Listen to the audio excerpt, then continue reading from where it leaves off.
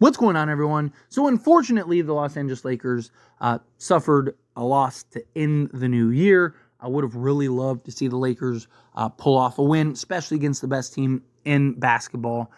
Look, only 4 teams have beaten them for a reason. They're the best three-point shooting team in the league.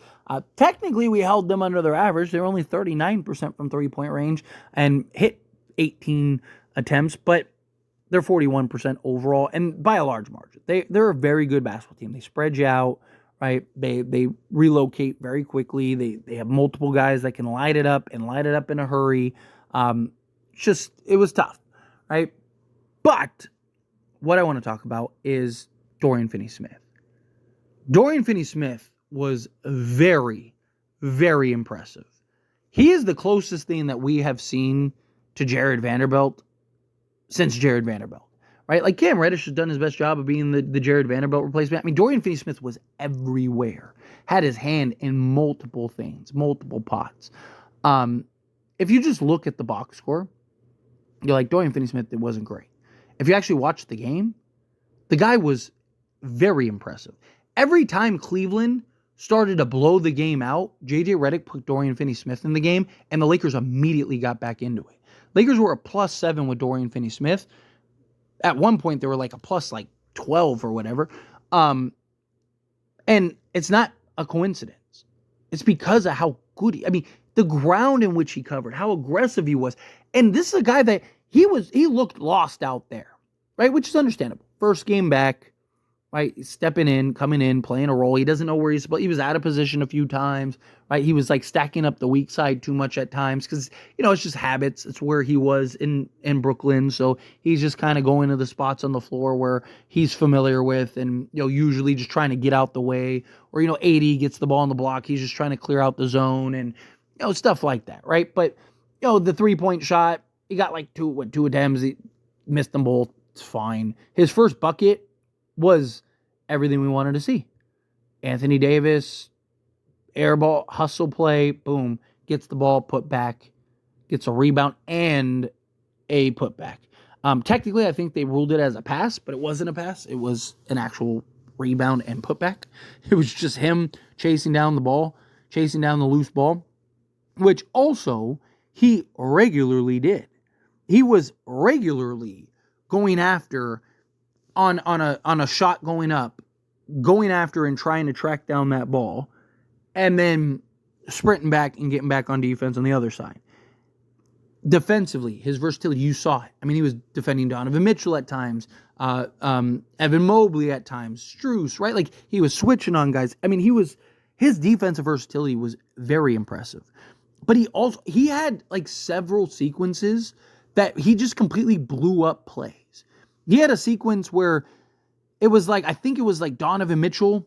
He was like on Donovan Mitchell and then like switched to Evan Mobley. And then Evan Mobley did the kick out to the corner from like the middle of the free throw line.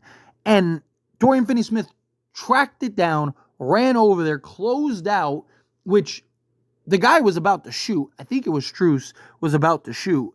And instead, he disrupted the shot. So he had to throw it as a pass, but he had to throw like a half, cross court, like lob pass because Dorian Finney Smith was like literally in his space and it led to a turnover, right? Dorian Finney Smith doesn't get credited for that turnover, but he was the entire cause and reason for that turnover.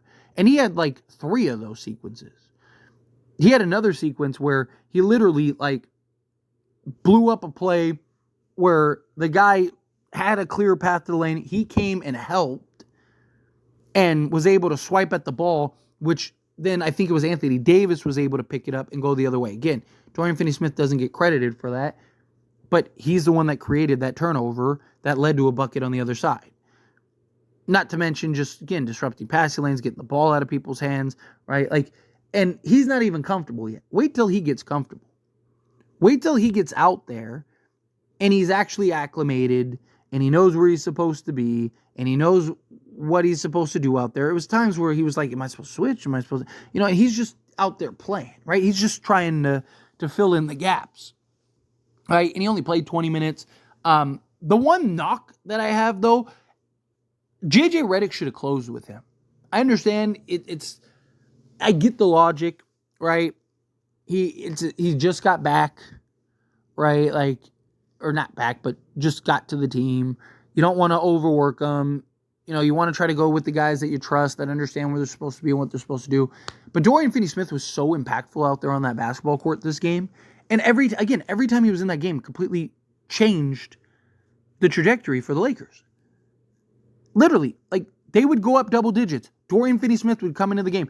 There was one point where they had a 15-point lead. Dorian Finney Smith comes into the game, and the Lakers ended up getting the lead back.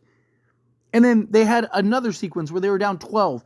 Dorian Finney Smith comes in the game, and then they get that lead back, and then they were right in the thick of it, right? Like, his impact, I just think, is going to be immeasurable. And I talked about it when we acquired him. He's a guy that the things that he does don't show up in the box score, right? He's a guy that, he'll get you 10 points or whatever, 4 rebounds, couple assists, maybe a steal and a block. But it's the dirty work, right? One of the things that we've talked about and praised with Max Christie recently, right, is the stuff that doesn't show up in the box score, the dirty work, right? Him keeping balls alive, disrupting passing lanes, right? Creating turnovers, even ones that he doesn't get credit for, blowing up offensive possessions of opposing teams, right? Like getting rebounds and putbacks and all that stuff, right? It's just, you look at the box score, you're like, Max Christie, he was all right. But if you watch the game, you're like, no, he was fantastic. Like, that's Dorian Finney Smith, just bigger. I mean, he was everywhere. You saw the defensive versatility. You saw everything for his first game. Because, again, we're not looking for him to come in and be a 25-5 guy. He's there to play a very specific role and do the dirty work. Play the KCP, the Alex Caruso type role. And he did that beautifully against the Cavs. I think, look, again, we're still not a contender, but he's a huge step in the right direction. Huge step. Like, he's exactly what we needed him to be. And the energy and the effort and just what he provides out there is immeasurable. Immeasurable. I wish we had 4 more of these guys. Seriously. And look, he also showed why Rui Hachimura is expendable. Right? And it's not just Rui had a bad game. It's just he's a liability out there. Dorian Finney-Smith was everywhere. You see the foot speed and lateral movement and his just size and his length and his strength. He wasn't getting pushed around. He wasn't getting bullied, right? He's able to move his feet and stay in front of guys. Rui's just getting just walk through on the defensive end because he's not a 3. He's a 4. But the problem is that he's never going to get to play the 4, right? Not to the level in which it justifies keeping him. And the Lakers have all these other needs, right? People say, okay, well, what about, LeBron? Like, what about when LeBron retires? Anthony Davis is going to move to the 4. Like, the only reason Anthony Davis is playing the 5 right now is because of LeBron. When LeBron retires, Anthony Davis isn't going to be like, okay, well, I'll still play the 5 for Rui. No, he's going to be like, you need to make me the 4. Rui's the odd man out. Dorian Finney-Smith is the answer, right? He's the guy that is going to change this team in a lot of ways, right? Again, we're not the contender. Dorian Finney-Smith by himself isn't like, oh, that's it. Lakers are now the best team in the league or anything, as you just saw there. But if Dorian Finney-Smith played 35 minutes last night, right, like, it might have been a different game, to be honest, right? Like, even without his shooting, I would have liked to see him get a couple more opportunities, which if he played 35 minutes, he might have gotten a couple more, right? He might have gotten a couple more shots. It's kind of hard to get into a rhythm when you only get 2 attempts. But nonetheless, right, he was everything we wanted to see. Exactly what why I wanted him so badly and why I kept talking about, we got to get Dorian Finney-Smith. We got to get Dorian Finney-Smith. Got to get Dorian Finney-Smith. Dorian Finney-Smith is the answer. And why I didn't think the Lakers were going to actually be able to get him for a stretch there. I thought he was going to the Grizzlies, which, if you watched this game, you saw why you should be thankful that he didn't go to the Grizzlies. He's everything that you want.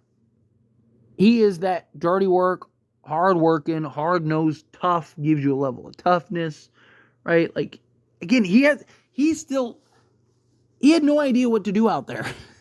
Literally. And I don't mean that in like a bad way. I mean it in the sense of, like, again, this was his first game back.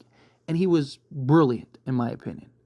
But anyway, as always, this is a discussion, and I pass the question on to you. Let me know your thoughts and opinions down in the comments below. What do you think? How do you feel? What are your thoughts? Do you agree? Do you think, like, yeah, he was fantastic. He was exactly what you needed out there on the basketball court. No, he's going to make a real impact as the season progresses, once he gets acclimated and comfortable out there. Do you think, no, not going to really change much? I don't know how you feel that way after watching this game, but he was fantastic, and I expect him to continue to be fantastic and continue to make an impact out there on the basketball court. This is a guy that can be a real difference maker, right? This is the guy that the Lakers have needed alongside LeBron James and Anthony Davis. But again, how do you feel? Whatever your thoughts are, I'd love to hear it. So let me know either way down in the comments below. That being said, if you haven't liked this video, hit that like button. Helps me a lot. It's me enjoy these types of videos, and I truly appreciate it. Not subscribe channel, hit that subscribe button. Turn on the bell notifications. Appreciate y'all. See you in the next one. Thank you.